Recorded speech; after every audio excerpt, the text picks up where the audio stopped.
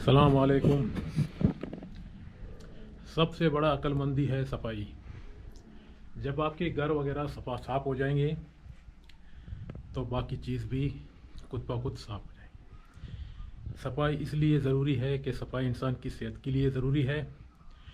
सफाई इंसान के लिए इज़्ज़त के लिए भी ज़रूरी है। जी जी दोस्तों, मैं एक सफाई के हवाले से ये वीडियो बना रहा हूँ इसलिए कि बहुत सारी जगह में, खासकर मोहल्ले में, यानी जैसा कोई आपका इलाका है, आप देख रहे हैं किसी बच्चे ने कचरा फेंक लिया, कहीं फेंक दिया कचरा मतलब, तो आप उसको नसीहत करेगा, बेटा यहाँ पर कचरा मत फेंको, ये थोड़ा आगे जाके फेंको, वहाँ जो बल्दिया का जो ड्रम रखा हुआ है वहाँ जाके फेंको। तो फ़ौरन उसकी घर वाले निकलते हैं, शोर मचाते हैं, बोलते हैं तुम्हारा क्या काम है, मेरा बच्चा है ना, जो भी करे तुमको क्या काम है। इस तरह जो है ना, वो सिर्फ आपके लिए नुकसान नहीं कर रहा है, वो अपना बच्चों की भी फ्यूचर ख़राब कर रहा है, अपना बच्चों के लिए भी नुकसान बना रहा है, ताकि वो बच्चा जो है ना जब बड़ा हो जाएगा तो ज़ाहिर है उसकी बड़े लोग, बाप बूढ़ा होके या माँ बूढ़ी होके दुनिया से चला जाएगा, लेकिन बाद में उसका बच्चे को कोई तहजीब, कोई समझाने वाला कोई नहीं रहेगा, तो बच्चा भी ख़राब हो जाएगा। ये बातों को याद रखो। अगर कोई इंसान आपकी बच्चों को समझा रहा है, सही नसीहत दे रहा है, तो आप उसको डांटो मत, क्योंकि वो आपके लिए अच्छा कर रहा है, आपका बच्चों का फ्यूचर के लिए सबक सिखा रहा है। इस तरह होते हैं कि कोई भी अपना घर की बाजू में कचरा मत फेंकें, ताकि वो कचरा जो है ना दूसरे घर की तरफ हवा से चले जाते हैं, तब फिर मुश्किल हो जाता है, फिर लड़ाई हो जाता है, फिर कचरा जो है ना फैल जाता है हवा के ज़रिए। इसलिए कचरा को हमेशा ड्रम में फेंको। जी दोस्तों, मैं हमेशा सफाई करता हूँ इसलिए कि मुझे मालूम है सफाई से इंसान का इज़्ज़त बन जाता है। सफाई वो चीज़ है जो आपका हर जगह से इज़्ज़त बना देता है। मैं ये छोटे छोटे कचरे को भी देख के साफ करता हूँ। उसका वजह ये है कि सफाई जो है ना सबसे बड़ा नेमत है। ये पानी जो है ना, ये झाड़ों को देने की वजह से ओवरफ्लो हो गया था, तभी ये पानी इधर आ गया। इसको भी मैं बाद में पोंछा मार के सुखा लेता हूँ।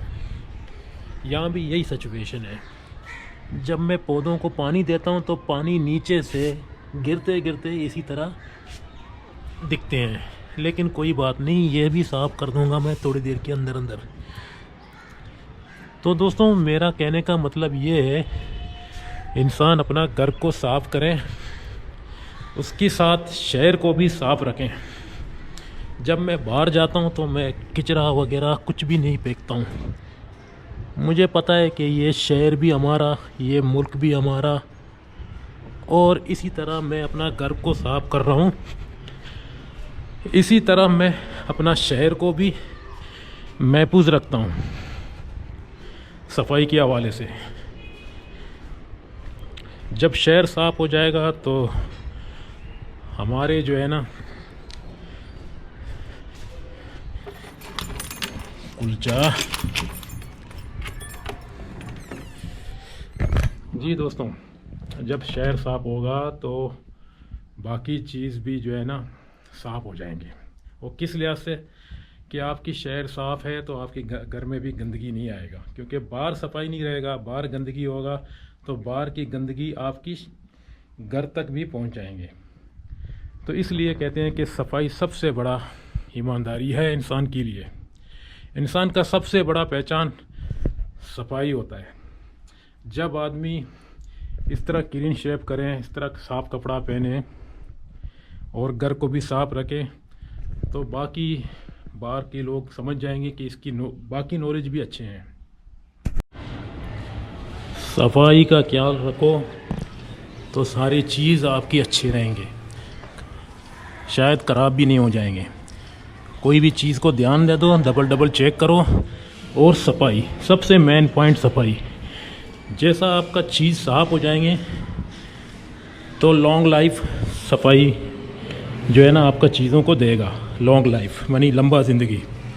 इस तरह चित्तों को भी अपना साफ़ करो, ताकि बीमारी जो है ना कहीं छुपा है, जरासीम वगैरह, तो बीमारियों से निजात हासिल करने के लिए यही जरासीमों को इस तरह साफ करो।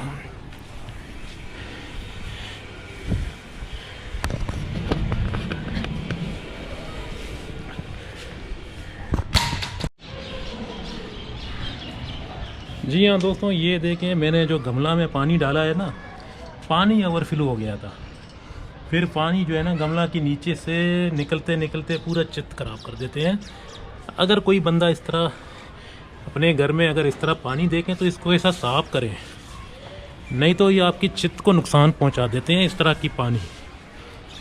इसलिए मैं हमेशा सफाई का ख्याल रखता हूं। मैं देखता हूं, डबल चेक करता हूं हर चीज़ को, ताकि नुकसान ना हो जाए, क्योंकि नुकसान में खर्चा हो जाता है। फिर खर्चे होने की हैसियत से फिर सारे चीज़ आपको देना पड़ेगा। नुकसान से बचने के लिए चीज़ों को डबल चेक करो ताकि नुकसान ना हो जाए। तो दोस्तों ये देखो आप लोगों के सामने मैं पहुंचा इसलिए मार रहा हूं ताकि ये जो पानी इधर जमा हुआ था ना, इसकी वजह से अभी ये सूख रहा है और चित्त को भी पहुंचा लग रहा है। जी हाँ दोस्तों, पौधा जो होता है ना, ये पौधा ये भी मुल्क को जो है ना खूबसूरत बना सकता है। आजकल हमारे इलाकों में हिल पार्क नहीं है, कोई गार्डन नहीं है, आबादी इतना बढ़ गया तो बच्चों को भी टाइम पास करने के लिए कोई जगह नहीं मिल रहा है। इसलिए मैं ये बल्दिया वालों से गुजारिश करता हूँ कि कोई हिल पार्क, कोई ऐसा गार्डन छोटा छोटा मोहल्ले में बनाओ, ताकि बच्चे लोग या बूढ़े लोग जाके यहाँ वहाँ पर एक्सरसाइज करें, बच्चे लोग जाके वहाँ पर आराम से अपना थोड़ा सा एंजॉय करें, थोड़ा सा मतलब खेलें। शाम के वक्त जो है ना आपका बच्चे भी जो है ना सेहतमंद हो जाएंगे, क्योंकि घर में बैठे बैठे बीमारी लग रहा है आजकल, बूढ़ों को भी बीमारी लग रहा है, शुगर वगैरह वगैरह वगैरह।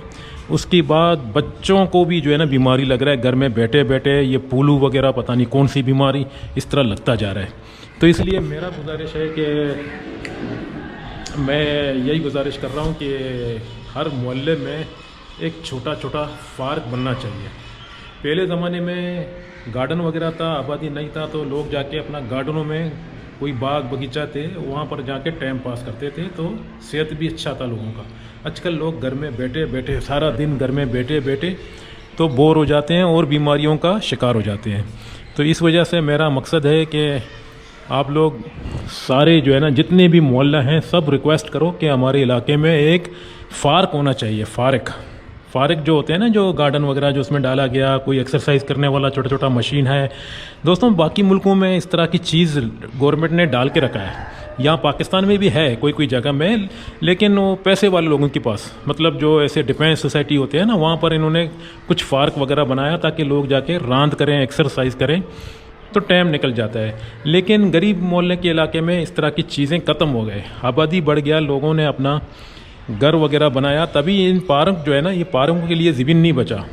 तो इसलिए मेरा गुजारिश है कि गवर्नमेंट से पार्क वगैरह बनाए ताकि मुल्क का जो है ना दीगर नस्ल भी खुशहाल रहें। आगे वाला जो नस्ल, हम लोग तो चले जाएंगे, हम लोगों ने तो अपना ज़िंदगी में देखा है, जो 1970 या 1980 के दौरान पैदा हो गया, उन्होंने पार्क वगैरह देखे हैं। जो अभी के लोग जो 2005 2010 से पैदा हो रहे हैं, उन्होंने पार्क वगैरह इतना नहीं देखा, उन लोगों के लिए कुछ करें।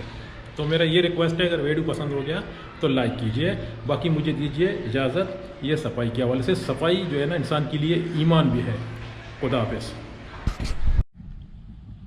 अच्छा, एक और बात है, कोई भी आदमी आपका मोहल्ले में कोई भी कचरा साफ़ करने वाले जब आ जाते हैं तो आप ध्यान दे दो वो सफाई कर रहा है या ऐसे ही वो लोग बैठे हुए गप्पे शप्पे मार रहे हैं। अगर वो गप्पे शप्पे मार रहे हैं तो आप उसको बोलो, भाई तुम इसी काम के लिए यहाँ पर आया हुआ है, मतलब इसी ड्यूटी के लिए आया हुआ है जो मेरा मोहल्ले को साफ़ करने के लिए। तुम वहाँ बैठ के गप्पे शप्पे मार रहे, या खासकर ये जो कचरा साफ़ करने वाले होते हैं ना, ये फीमेल और मेल दोनों मिलके जो है ना आके आ जाते हैं, झाड़ू माड़ू मारते हैं। तो इस तरह वो लोग क्या करते हैं, एक दूसरे का मतलब साथी बन जाते हैं, दोस्त बन जाते हैं। तो फिर वो कहीं भी देखे कोई अच्छी जगह देखते हैं, वहाँ जाके बैठते हैं, बीड़ी वगैरह पीते हैं, काम नहीं करते हैं, सिर्फ 8 घंटा दिक्का मार के टाइम निकाल देते हैं। उसकी बाद फिर वो चले जाते हैं। फिर इस तरह मोहल्ला साफ नहीं रहता है। जो भी बंदा अगर देखेगा इन लोगों को बैठे हुए, तो आप उन लोगों को बोलो भाई साहब, प्यार से समझा, बोलो भाई साहब ये कचरा देखो ना यहाँ पर पड़े हैं, उधर देखो ना कचरा पड़े हैं, उधर देखो ना। इस तरह बोलते बोलते है ना, हर कोई इन लोगों को बोलेगा, फिर ये लोग सफाई से काम करेंगे। अगर हम लोग चुप रहेंगे, वो लोग आराम से गप्पे शप्पे मार रहे हैं, तो इस तरह मोहल्ला गंदा रहेगा। यही वजह से मैं आप लोगों को बता रहा हूँ कि हर चीज़ में ध्यान दे दो, बच्चों के ऊपर भी ध्यान दे दो। अगर आपका बच्चे ने कचरा यहाँ फेंका तो उसको डांटो, बेटा क्यों इधर कचरा फेंका।